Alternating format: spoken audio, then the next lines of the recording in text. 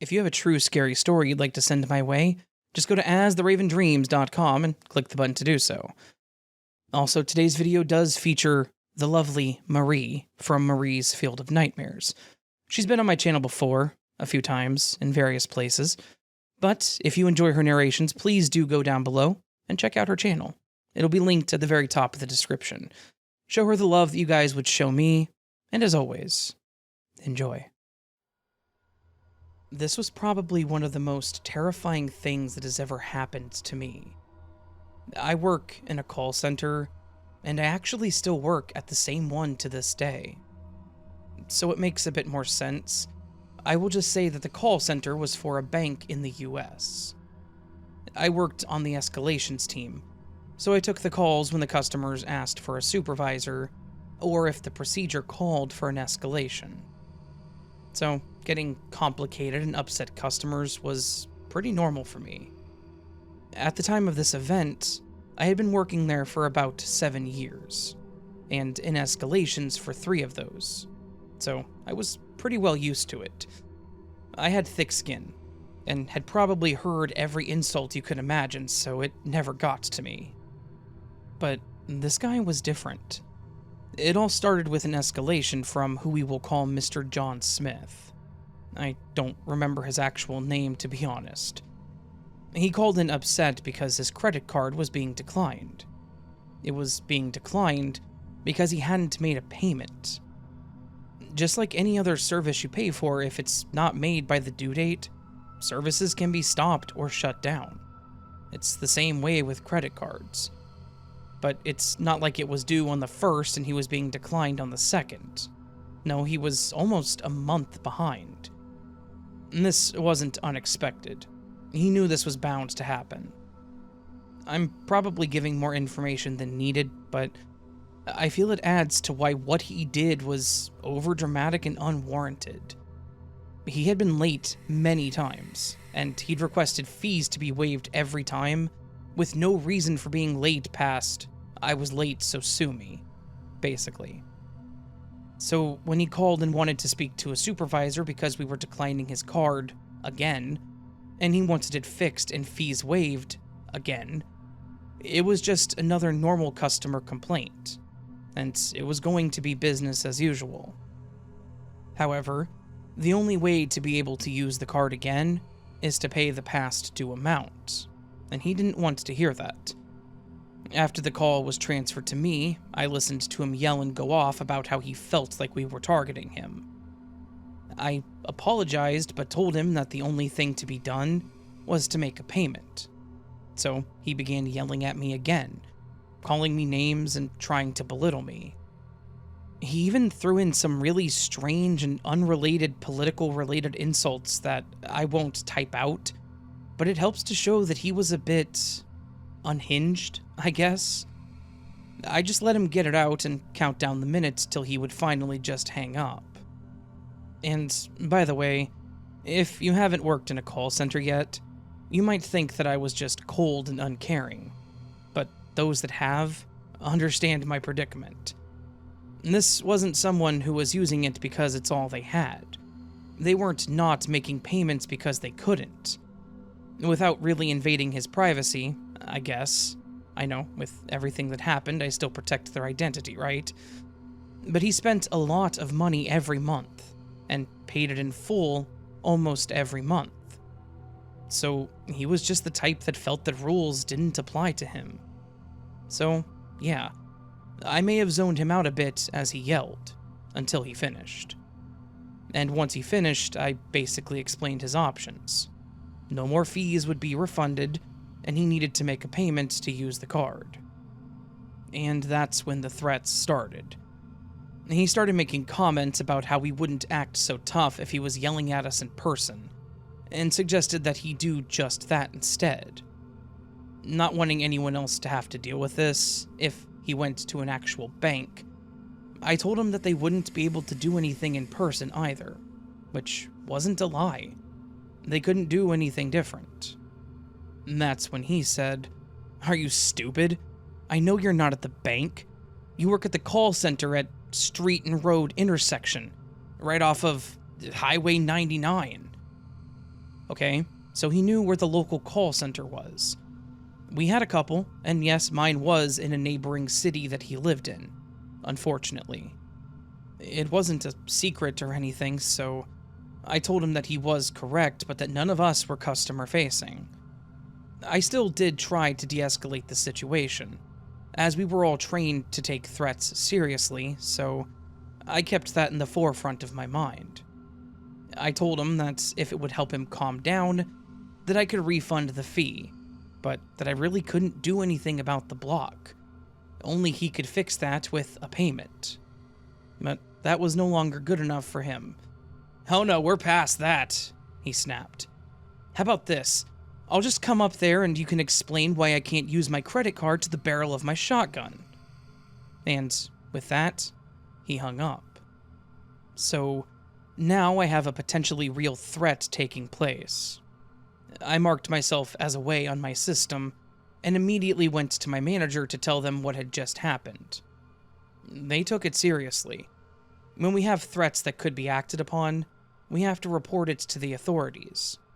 So we alerted security up front and called the police. They said that they would be there soon to get a statement and to patrol some to see if he showed up. I ended up taking my lunch a little earlier at that time, knowing that I was going to have to provide information to the cops, and I didn't want to be stuck on a call. After telling my manager and us reporting it, it had probably been about 10 minutes, maybe 15 or so. I took my lunch right after that, and I was probably about 10 minutes into it when I and everyone around me started hearing shouting. I had been eating at my desk on the second floor towards the center of the building, so I was close to the stairs and the elevators. As I listened to the shouting, I could hear a man and woman yelling, "Sir, you can't go through there. We're not going to let you through. Sir, we will call the police." It was the security people. Then we could hear another man shouting back at them, all kinds of expletives. I knew who it was.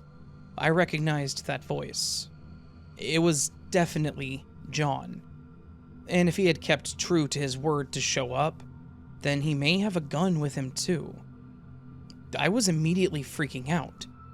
I didn't even have to tell my manager as I looked over, and they were already pointing to their phone that they held to their face. I was honestly too afraid to go down there or even try to look. I wanted to, but what if he did bring a weapon? We had turnstiles where employees had to swipe their badge in order to get through, but what was stopping him from just jumping over it? And maybe even shooting security? They did not have guns.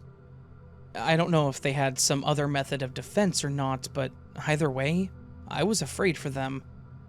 I started making my way to the emergency stairway, which was on the edge of the building, instead of the center ones, thinking that I needed to hide if he got through. Granted, all he knew was my first name, but if he made it this far, all he had to do was walk through the cubicle aisles until he found my name. There were 3 floors though, so the odds were in my favor that he wouldn't get that far. But I wasn't willing to take any chances. I stood in that stairway for what felt like a long time, fearing that I would start hearing gunshots, but thankfully I never did. My manager ended up calling me on my cell phone and asked if I was okay and where I was. They told me that the police arrived and everything was okay, so I went back to their desk, and they told me what happened. When the cops showed up, they had to tase him just to get him down, but they did restrain him. Thankfully, he did not have a weapon on his person. However, they did find a shotgun in his vehicle. This guy was so mad that he was willing to show up here and possibly hurt or kill people because of something that was his fault. It was a crazy thought. We told the police what all had transpired from the moment that he called in, up to them arriving, and the rest was really up to the company if they would press charges. While I don't know if anything like that happened, I do know that we terminated all relationships with him. He wasn't allowed in any of our branches, so then he had to wait even longer to get a check in the mail with his money. and that was by far one of the worst days that I've experienced working here, and thankfully nothing like that has ever happened since. But I do take every threat that I ever hear very seriously. You never know when you might run into that one person that's waiting for that one little thing to push them over the edge.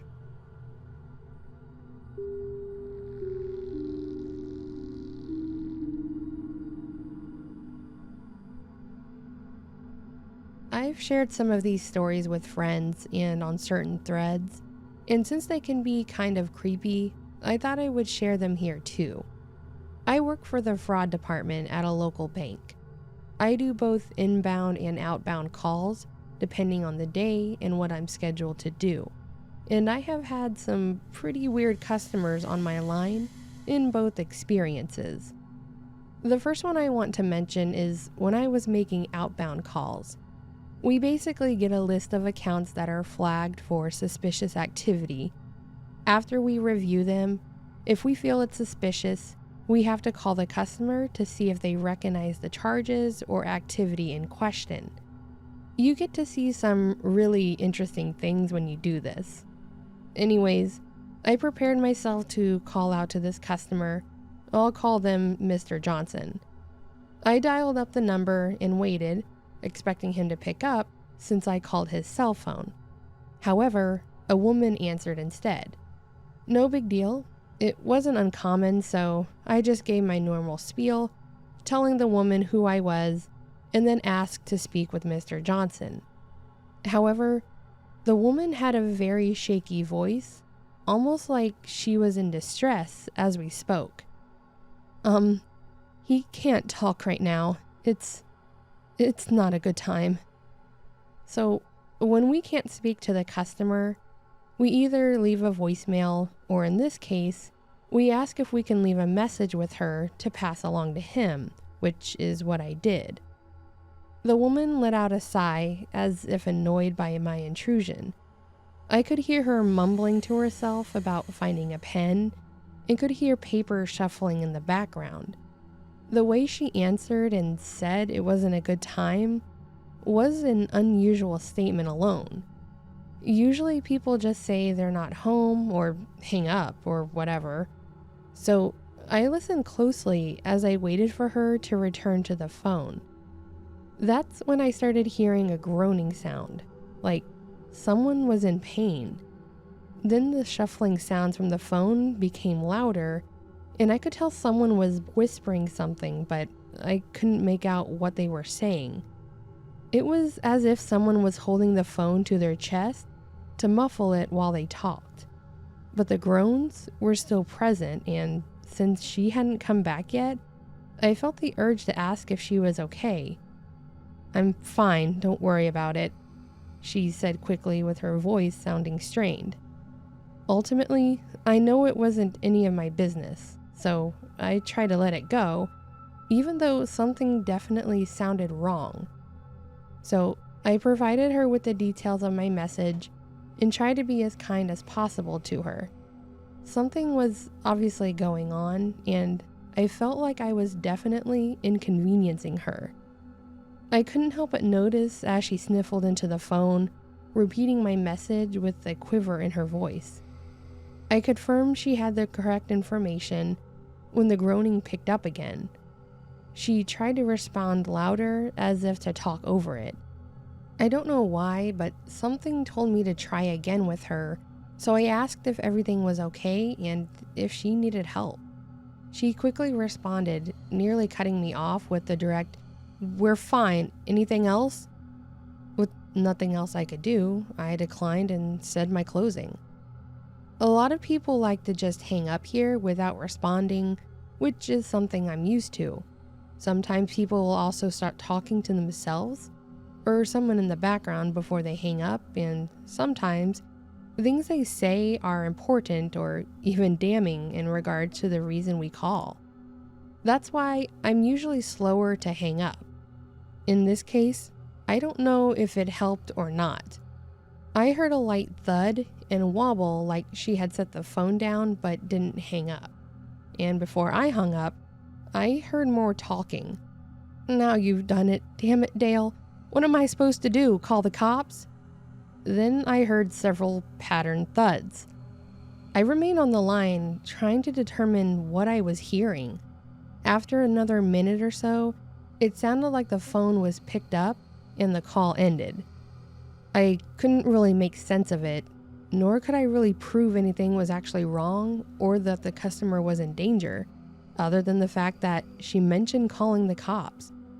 I didn't want to take any chances, however, so I told my boss what happened on the call. He agreed that it was kind of odd, if not alarming, and said they would look into it.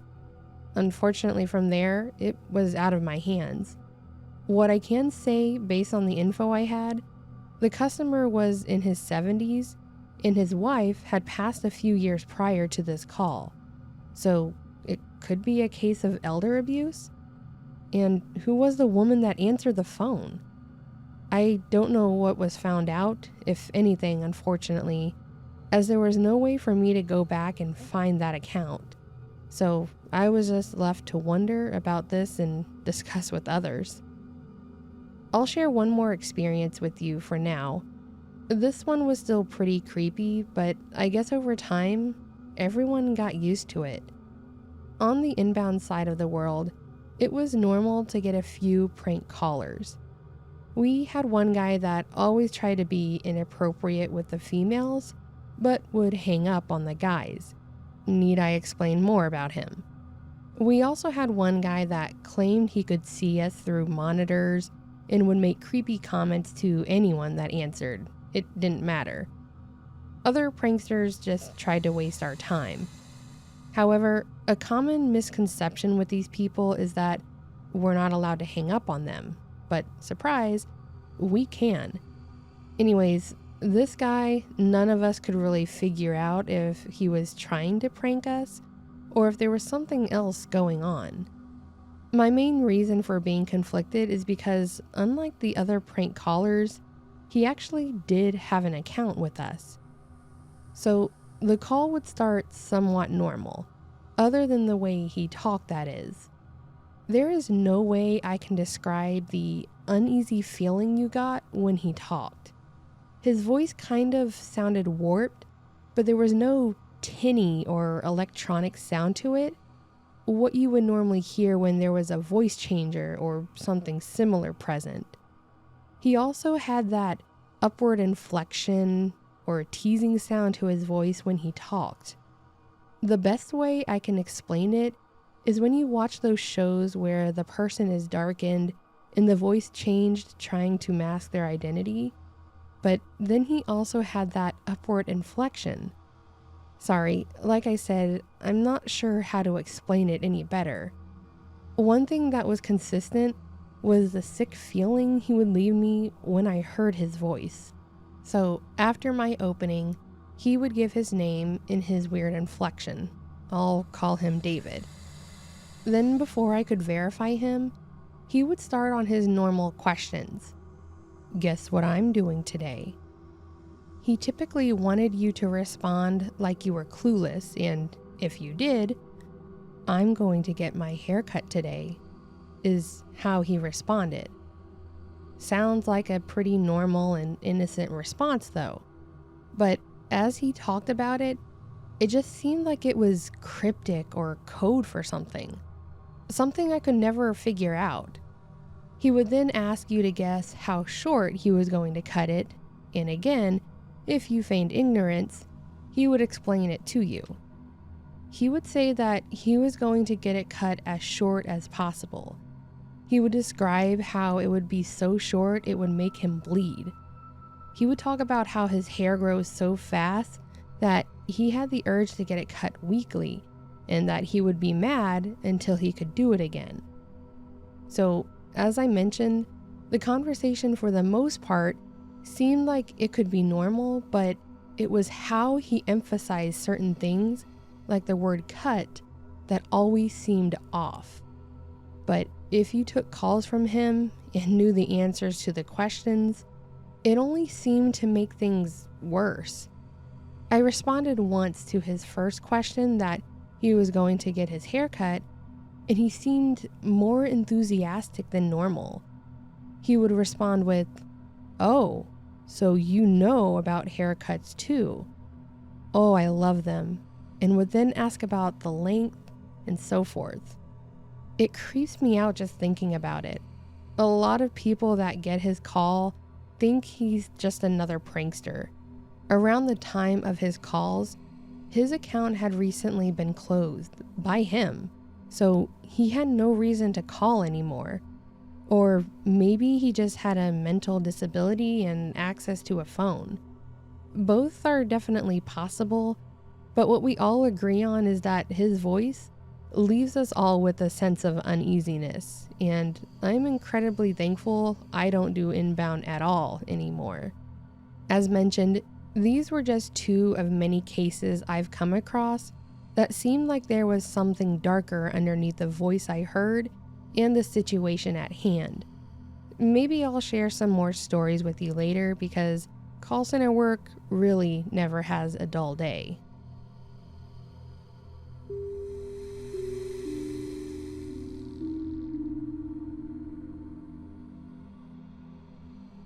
I have a weird stalker story that thankfully had a happy ending, I suppose. I used to work at a customer service center a few years back for a cable and internet company. I helped with normal support things like troubleshooting or even helping them set up the apps on their phone and TV. The job was typically fine. I had some angry people, but that was usually only when they didn't pay a bill and service was shut off, or there was an outage. Anything else too crazy was escalated to someone else. I did like that they did not tolerate abusive customers, and it was even mentioned in the recording when they called in. It at least made me feel like they respected us in that manner. I just wish they had better insurance, but that's neither here nor there. Anyways, I took this call from a new customer that actually got one of our package deals. Our service was actually new in the area that he was in, and he was on the internet and phone plan. I'll call him Alex because I can't think of his real name anymore. So Alex called trying to get help setting up our app on his phone. At the time of this event, I was 24 and he was 28. That I remember because he made a joke about how he was too young to be calling and asking for phone support, and I was thinking the same thing in my mind. Not in a mean way, though. It was unusual getting calls from younger people for support beyond the question of, is your service out? So I laughed and reassured him that it was okay. That's what we were there for. I helped him set up the app, which he could use to make payments through, manage his account and benefits from, as well as other things. The whole time, he was very kind and appreciative of my help, which was always nice to feel like what you did made a difference to someone. A couple times through the call, he would call me by name, but then he would also refer to me as Love. It wasn't a big deal to me. A lot of people called in and would give you endearing names like that, especially when you have a unique or hard to remember name, I guess. So I never called it out or would comment on it. As I continued with helping him, I did give him some pointers on certain things which he again seemed very thankful for. Then the call was wrapping up at this point, and I asked if he had any other questions. He said he didn't, but he did say, "You just seem like a genuinely awesome girl to be around. I'd take you on a date if I could." I laughed somewhat awkwardly. Again, not the first time someone has said something like that. I'll never understand people that flirt with others over the phone that you don't know, but I digress. I just replied kindly, "Oh, well, thank you," and tried to steer the conversation again. But then he replied with, "No, I'm serious. You sound adorable. I'd love to." So I again stayed polite but dismissed it and tried to recap the call.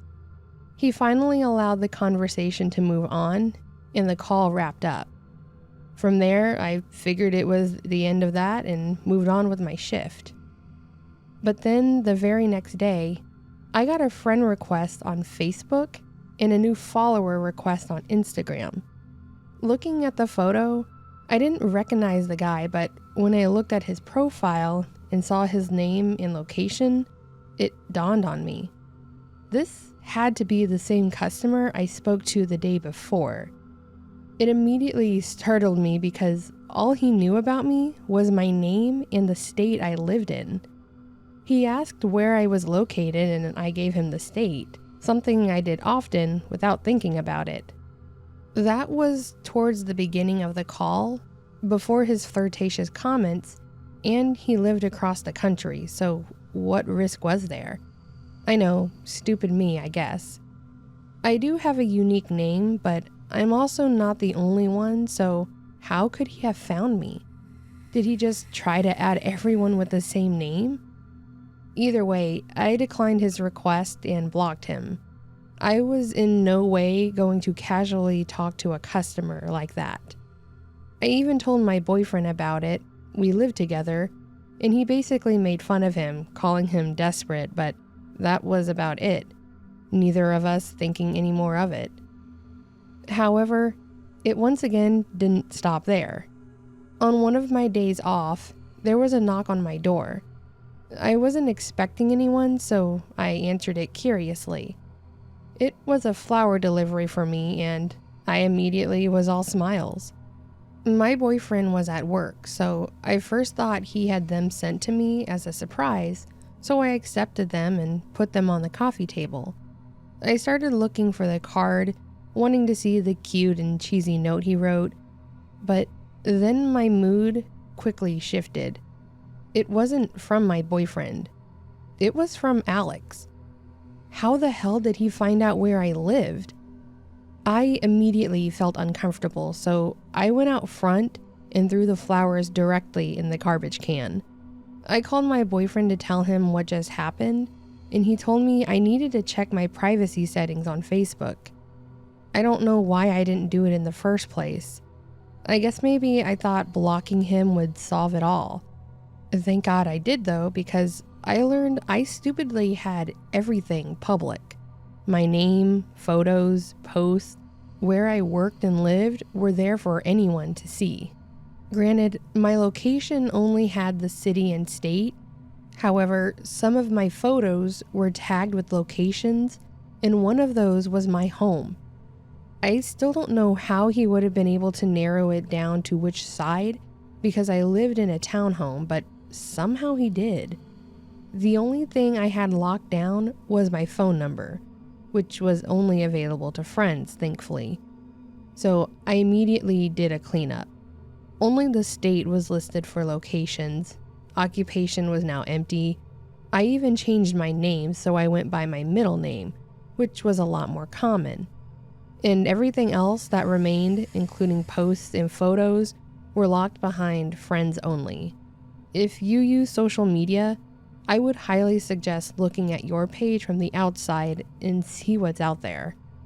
So once I finished, I at least felt a bit more protected, but the damage was already done. Unless I moved, he knew where I lived, but had no way to confirm, I guess. Unless his flower delivery had confirmation of said delivery. That I will never know. However, I assume he knew he was correct because I got a few more gifts. Some candies, more flowers, and even a card. They all went to the trash, and I went to talk to my renter's office to see if maybe I could just switch townhomes, not really wanting to move as I loved where I lived. They said they could definitely consider it if they have one that's open around the time of my renewal, which I was thankful for, but that was still a few months away. But before that would happen, I would have one more event involving Alex. One day, my boyfriend and I were at home playing a game when the doorbell rang. We got pretty used to us getting a gift about once a month around the same time, so we rolled our eyes and he made his way to answer the door. The door was right out of view from the living room, but you can still hear anyone talking from it. So I was surprised when, after I heard the door open, I heard not my boyfriend's voice, but someone else saying quite angrily, "What the hell?" Then, as I heard both voices start to argue, I figured out who the other voice was. It was Alex. What the hell was he even doing there? I cautiously went to the door when the stranger spotted me and angrily called out my name. He started yelling, asking me why I had a strange man over and how he was disappointed in me. I told him he was my boyfriend and had been for years, while also saying he was a creep and there was nothing between us. My boyfriend was able to push him back enough to close the door, even as he continued to struggle with the handle banging on the door. We called the cops, and I swear it seemed like they were there in record time. Alex was still at the door when we heard the police out there talking to him too. He continued yelling, now directing his anger toward the cops. They were able to arrest him though, as he was all bark and no bite apparently. I explained to the cops who I assumed it was, since he never said his name, and they said after talking to him, they confirmed it was the same guy, but of course, he tried to give a different story. The cops suggested I get a protective order, and I immediately went to start that process that day in case he happened to try anything again. The next day I worked, I told my boss what had happened, as I stupidly hadn't even mentioned the gifts because I didn't think I could really prove it was this random customer doing it. They told me they would look into it, and the next day, I had a meeting with my boss and two of the VPs, which was pretty scary. I thought I was going to be fired, but thankfully, it was just them wanting to confirm my story, and then they told me they were going to be looking at ending his service, but it wasn't going to be immediate as they couldn't end it since his plan was a pay in advance type thing. So they said they would send the proper letters to him, letting him know that it would end automatically. They also said that they would take me out of the queue for that state, which was a surprise. I thought this was going to be a struggle that I would have to deal with on my own, but they really did come through for me.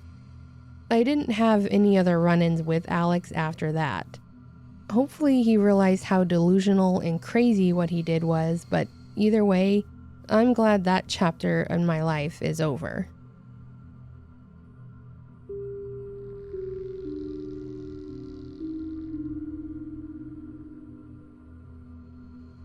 Hello. I wanted to share something that, while it didn't directly happen to me, I was involved, and my part was pretty terrifying. I worked in a call center environment, but I typically made outbound calls. My job was to call the customer to confirm an issue they were having with our service, and to schedule an appointment with one of our techs to go out and try to troubleshoot, diagnose, and fix the problem in person. I was basically the last resort. If an escalated tech couldn't figure it out over the phone, or it was determined that something had to be physically done, then it would be sent to me to double-check all of the steps, then schedule that appointment. Pretty simple, really. Unless it was just requested because the customer refused to do any of the troubleshooting with us. My shift ended at 10 p.m., and we can only do call-outs as late as 8 p.m. the customer's time. So, for the last 2 hours, I helped with the escalations. It was about 10 till 8, so I took one more call-out, thinking that I could take my last break afterwards and then move on to the inbound calls, leaving me with less than 2 hours to go. And this was my normal routine day in and day out, so I was expecting to know where the call would go and how long it would take. Business as usual. I dialed the number and waited for someone to answer, when I heard the voice of a sweet, frail older lady answer. I gave my normal opening. "Hi, this is Shauna from Internet Company. May I speak with Linda?" The voice on the other end answered in a quiet, calm tone. "Oh, yeah, I've been expecting your call. There's been some strange stuff happening." I asked her to elaborate, thinking she meant with the equipment, since that's the whole reason for my call. "I think someone's been watching me. I'm hearing whispers and seeing shadows in my home, but they move on their own. It's not my shadow." My first thought was, okay, great. We have a crazy customer. We have quite a few customers that call in only to accuse us of watching them through their modem, or wanting us to send a new one because they tore apart the other one looking for the microphone. So, as I tried again to question her and move the conversation forward, she began talking more, and something she said made me listen more. Her voice had a sense of unease to it, as she said, "They're not wearing your uniform. I probably shouldn't trust them, right?" I asked her what she was talking about when I started hearing shuffling in the phone. I called out for her a few times and didn't get a response, until I finally heard heavy breathing, and she said, "Shh, I'm hiding. Hopefully they won't find me." By now, everything she said so far is circling in my head. But when she mentioned the uniforms, I started getting these ideas. Was someone there? Is that what she meant by the shadows that she was seeing? But I knew that it couldn't have been anyone with us because I was calling her to make the appointment. And we don't do appointments that late either. And when she mentioned hiding, I immediately became on high alert. I start thinking that someone is breaking into this woman's house, and maybe she thought that I was 911 calling her. Or maybe she just got lucky with me calling before she had the chance to call them. I knew that I needed to try and confirm if this was real. First, I instinctually asked calmly and quietly if she was okay, where she was, and if someone was in her house. She only confirmed my fears. She said that she was hiding in her closet from the two men that were at her door. I asked if she let them in or knew who they were, and she declined both. She said that they had something long in their hands and started banging on her door, which caused her to hide. I told her to stay there and that I was going to call the police for her. Without hanging up, I messaged my manager to come see me ASAP, and she showed up quickly. I explained everything going on at that moment, as I heard the shaky breaths coming from Linda. She said that she would contact the police, and I messaged her the address to get started on it. When she went back to her desk, I had to play the middleman of asking Linda questions and messaging my manager back the answers that the operator was asking. Then, as I listened to Linda's line, I heard a loud crashing sound, and Linda gasped. I was afraid to call out for her, not wanting my line to give her away. I tried my best to whisper into the phone if she was okay, and after some more shaky breaths, she responded, "I think they broke a window." I immediately told my boss that they were likely inside, and she came back over to my desk, talking to the operator on her personal phone. Per the directions of the operator, I told her to remain quiet unless she needed to tell me something, and from there all we could do was listen to the sounds around her. I started hearing banging and tapping noises, thuds like things were being dropped and thrown. Then I could hear a scraping sound and loud thuds and grunts from a man. I was terrified.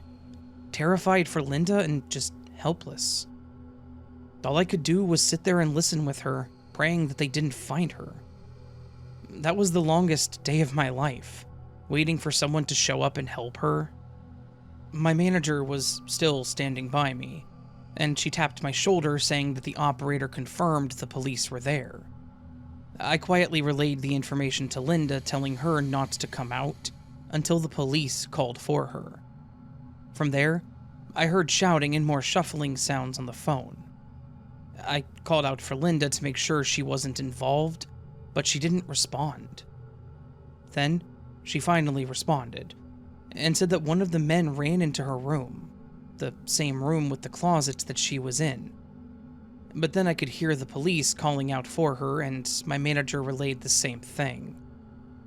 I could hear the shuffling again from Linda's end, and with a creak, she responded to the police. I asked her if she was with them now, and she said that she was, and thanked me for the help. I remember her calm and happy tone as she thanked me, and she didn't sound like there was a single ounce of fear in her voice. It was incredible. I hung up the phone, as did my manager, and she hugged me saying that I did a great job, and told me that I could take an extended break or just go home if I wanted to. I didn't hesitate to take that offer. I felt like I was more shaken up than Linda was. If the police hadn't gotten there as fast as they did, would they have found her? They did get to the room, so the odds were pretty high, and that was terrifying to me. I just worked support for an ISP. I was not a 911 operator for obvious reasons. I couldn't handle taking calls like that every day, and I commend those that do. My manager and I both wanted updates on Linda and what happened, so through means of still needing to schedule her appointment, I know, probably a bit sneaky of us, she allowed me to mark her ticket as in process, so I would keep it, and I would try to contact her again. A few days later, I was able to reach her and I started the call out as normal, trying to emphasize, "It's me, Shauna, again," hoping that she might recognize my name or voice. I could almost hear the light bulb go off when she said my name. I knew that she remembered me. "Oh, you're the young lady that helped me the other night," she said cheerfully. I confirmed that I was and asked if she was okay and how she was doing. She told me how she saw the shadows from them coming into her bay window as the motion light in her driveway went off. That was about the time that I called. She closed her curtains, and as she began talking to me, she saw the men approach her door, and with whatever they had, they started messing with her door. That's when she knew that she had to do something. Shortly after, they broke out her window and began rifling through her belongings. She explained that when the police arrived, she heard them shouting at one guy while the other ran into her room. Her room was towards the back of the house, so she thinks that he went there to get away. But the windows in her room were really old, and people oftentimes didn't know how to open them. They had a crank lever, so there was no way that he could escape through the window. So he ran back out of the room. She told me that the police did catch them both, so while her house was a mess, she didn't lose anything. She said that she was still waiting for the window to be replaced, and joked that her cable was the least of her concerns now. I told her that it wouldn't cost anything for us to come out, and she agreed, and we continued as normal from there. Afterwards, she thanked me again and we said our goodbyes. I was incredibly thankful that I was able to take that call that night, no matter how terrifying it was. I would like to think that if I hadn't called, she would have called 911, but the way she was speaking so calmly at first, it seemed like it wasn't a big deal, and I worry that she may not have. We do have the customer date of births on file, so I knew that she was in her late 70s, so it was possible that she wasn't quite thinking straight. But I try not to think about that, and rather I focus on the fact that I truly made a difference in my silly job for that day. I don't work there anymore, but my manager still does, and we do keep in touch. Thankfully, she said that they haven't had another call like that since.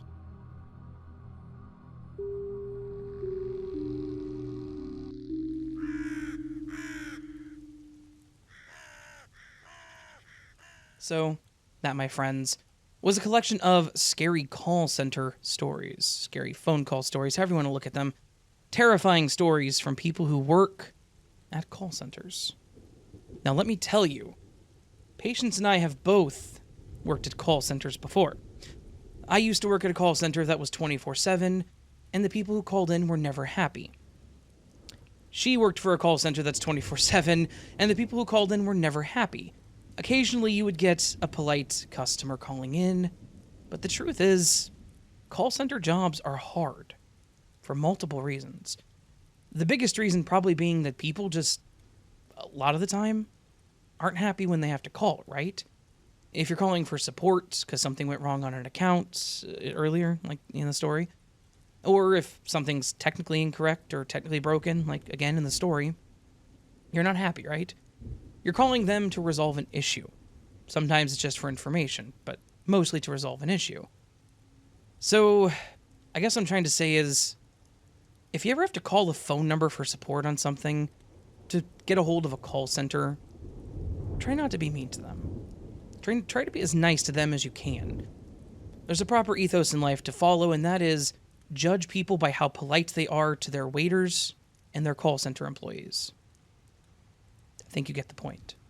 Anyways, that was the stories. Hopefully y'all enjoyed them. Again, if you enjoyed Marie's narrations, please do go check out her channel down below. She's a lovely person. I say that with no bias, I promise. No bias whatsoever, and it would be hard to prove otherwise, so you shouldn't even try. Just go down to the description, click the link, check out her channel. She very recently hit 1,000 subs. She's been growing consistently since then, and yeah, just very proud of her. She's done a very fantastic job. Yeah. If you enjoyed the stories, again, hit the thumbs up button. If you're new to the channel and liked what you heard, subscribe to this channel. And if you want to, feel free to leave me a comment down below. If you have any feedback for me, for her, constructive feedback, of course, feel free to leave it. If you want to tell me what you're having for dinner tonight, how the weather is where you are, what kind of car you drive, and where you keep your wallet, feel free to leave that in the comments as well. All comments are welcome. Most comments are welcome. I should caveat that. Most comments are welcome. Anyways, you can also join Patreon memberships to get early access to content like this or other things depending on what you sign up for. And the super thanks is a tip to the channel. If you want to leave one, just click the thank button down below as well. All that said, friends, I hope you have a beautiful day. Hope you're having a great weekend. And I hope to see you again here very soon. But until then, remember, you are loved, you are valid, you are important, you're the best you that you can be. Do not forget it. Don't let anyone tell you otherwise. And until next time, my friends, much love, and sleep well.